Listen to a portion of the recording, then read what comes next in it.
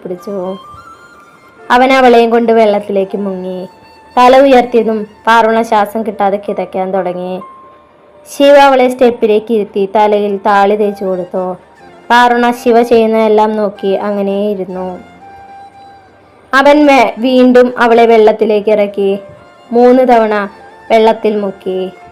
ശേഷം അവൾക്ക് തല തോർത്തി കൊടുത്ത് അടുത്തുള്ള മുറിയിൽ കൊണ്ടുപോയി ഡ്രസ്സെല്ലാം മാറ്റിച്ചു കൊടുത്തു. ഇനി നീ ഇവിടെ ഇരിക്കും, ഞാൻ പോയി കുളിച്ചിട്ട് വരാട്ടോ. അവൻ അവളെ പടകിലിരുത്തി ഒരു മുണ്ടെടുത്ത് ഉടുത്തു.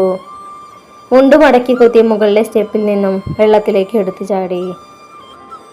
കുറച്ചു നേരം കഴിഞ്ഞിട്ടും ശിവയെ കാണാതായപ്പോൾ പാർവണിയുടെ കണ്ണുകൾ അവനെ ചുറ്റും തിരഞ്ഞുകൊണ്ടിരുന്നു. അവൾ സ്റ്റെപ്പിൽ നിന്ന് എണീറ്റ് വെള്ളത്തിൽ ശിവയെ തിരയാൻ തുടങ്ങി. പക്ഷേ അവനെ കാണാനില്ല.